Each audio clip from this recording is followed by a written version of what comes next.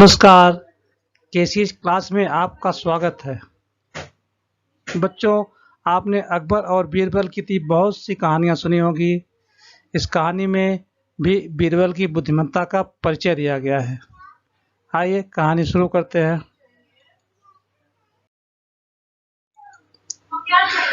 बादशाह अकबर ने अपने दरबार में कुछ प्रतिभाशाली और बुद्धिमान लोगों को नियुक्त किया था, जो नवरत्न अर्थात नवरत्नों के नाम से जाने जाते थे।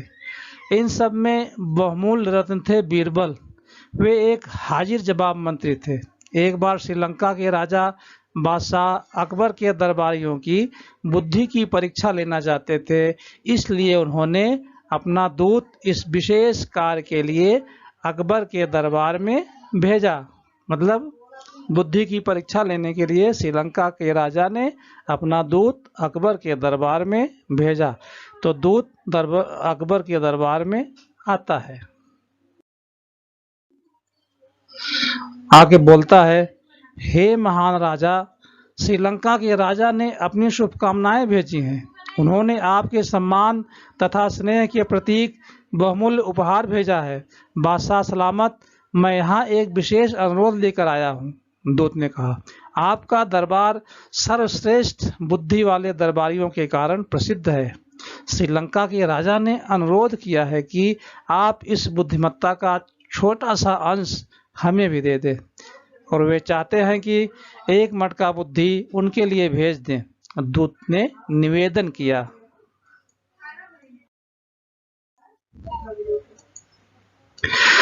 इस प्रकार के अजीब अनुरोध के कारण दरबारी बहुत चिंतित हो गए। उन्होंने घबराकर एक दूसरे की ओर देखा।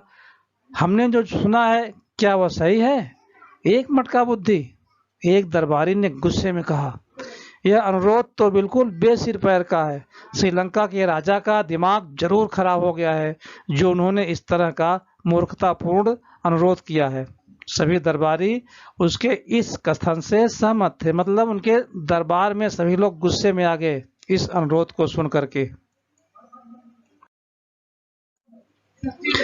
मुझे लगता है इस दरबार में एक बुद्धिमान व्यक्ति है जो कुछ न कुछ युक्ति अवश्य निकाल सकता है। एक मंत्री ने बीरबल की ओर देखते हुए कहा, और वह दरबारी बीरबल से बहुत ईर्ष्या करता था। उसे लगा कि बीरबल को नीचा दिखाने का वह सही अवसर था। उधर दूत इस बात का खूब मजा ले रहा था कि उसने अकबर के दरबार में तनाव तथा गड़बड़ी की सृष्टि कर दी है।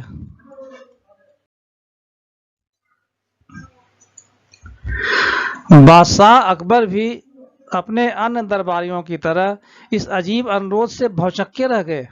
उन्होंने बीरबल से कहा, तुम्हारे पास सभी समस्याओं का हल होता है, और मुझे आशा है कि तुम इस समस्या को भी सुलझा सकोगे।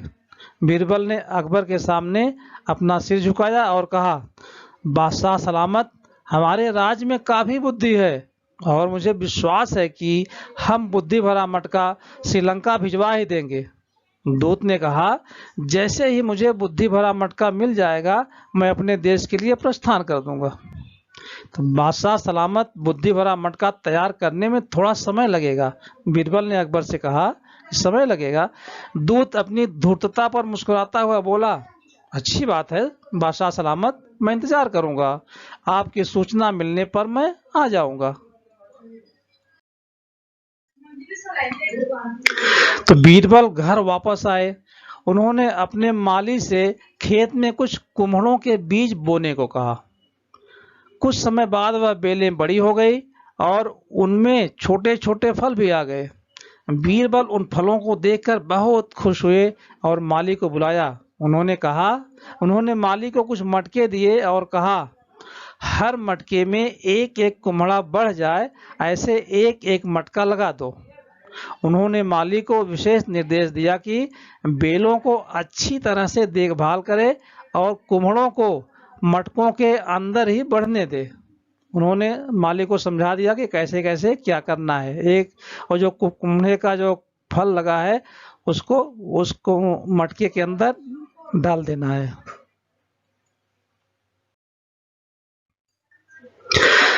तो कुछ सप्ताह के बाद कुम्हड़े अपने पूरे आकार के हो गए। उनसे मटके पूरी तरह से भर गए थे, अंदर ही अंदर फल सब भर गए थे। बीरबल ने बहुत सावधानी से कुम्हड़ों को मटकों सहित पौधों से अलग कर दिया चाकू से। उन्होंने बादशाह अकबर को खबर भिजवाई कि बुद्धि भरा मटका तैयार है। अगले दिन बादशाह अकबर ने श्रीलंका के राजदूत को राज दरबार में बुलवाया। श्रीलंका के राजदूत को विश्वास था कि बीरबल बुद्धि भरा मटका तैयार करने में सफल नहीं हो सके होंगे। जब सब लोग दरबार में उपस्थित हो गए तो बादशाह अकबर ने कहा, बीरबल, राजदूत के लिए बुद्धि भरा मटका लाओ। बीरबल ने अपने सेवक को मटका लाने का इशारा किया। मटके को एक तस्तरी पर रखा गया था तथा एक सुंदर कपड़े से ढककर लाया गया था। दरबार में चुप्पी छाई हुई थी, क्योंकि किसी को विश्वास नहीं था कि राज्य में बुद्धि भरा मटका नाम की कोई चीज भी थी। सब लोग एकदम सबका गए थे, क्या चीज होगा इसमें। तो बीरबल बोले, बादशाह सलामत, श्रीलंका के राजा द्वारा की गई फरमाइश यानी बुद्धि भरा मटका हाजिर है। क्या इस मटके से संबंधित एक आवश्यक बात मैं अपने माननीय अतिथि को बता सकता हूं? तो बादशाह ने कहा, हाँ जरूर बीरबल, बताइए। तो राजदूत की ओर देखकर बीरबल बोले, इस मटके में बुद्धि का फल रखा है। यह फल मटके को तोड़े बिना या फल को काटे बिना बाहर निकालना होगा। बुद्धि का फल निकालने के बाद आप यह मटका हमें वापस कर दें, लेकिन उस पर एक खरोंच भी नहीं लगनी चाहिए। उन्होंने अजीब सी शर्त रख दी कि इस कुम्हड़े को इससे निकालना है और कुम्हड़ा टूटे ना और फल को काटना भी नहीं है। तो उनके इस अनुरोध से राजदूत भौचक्का रह गया। राजदूत ने कपड़ा हटाकर अंदर झांक कर देखा। मटके में एक बड़ा सा कुम्हड़ा था। वो छोटे से मुंह वाले मटके में कुम्हड़ा कैसे रखा गया और वह उस कुम्हड़े को मटके को तोड़े बिना या उसे काटे बिना बाहर कैसे निकालेगा। राजदूत के पास कहने को शब्द नहीं थे। वह बीरबल की चतुराई से हार मान चुका था। उसने सम्मानपूर्वक बादशाह अकबर को सलाम किया और कहा, आपके इस उपहार ने मुझे कृतार्थ कर दिया। आपका राज बुद्धिमान लोगों से परिपूर्ण है, परिपूर्ण मतलब भरा हुआ, और बीरबल उन सब में अधिक बुद्धिमान है। इन शब्दों के साथ राजदूत ने अपनी बुद्धि भरा मटका लेकर दरबार से विदा ली और श्रीलंका वापस चला गया। अब अकबर तथा उनके दरबारी सभी जानने को उत्सुक थे कि मटके में क्या था, क्योंकि किसी ने देखा नहीं, वो तो सिर्फ राजदूत ने देखा था। बीरबल ने बाकी मटके भी दरबार में लाने का आदेश दिया और बादशाह अकबर तथा दरबारियों के सामने मटके पेश किए।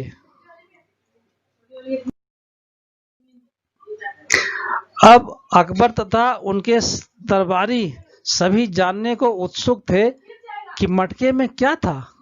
बीरबल ने बाकी मटके दरबार में लाने का आदेश दिया और बादशाह अकबर तथा दरबारियों के सामने मटके पेश किए गए।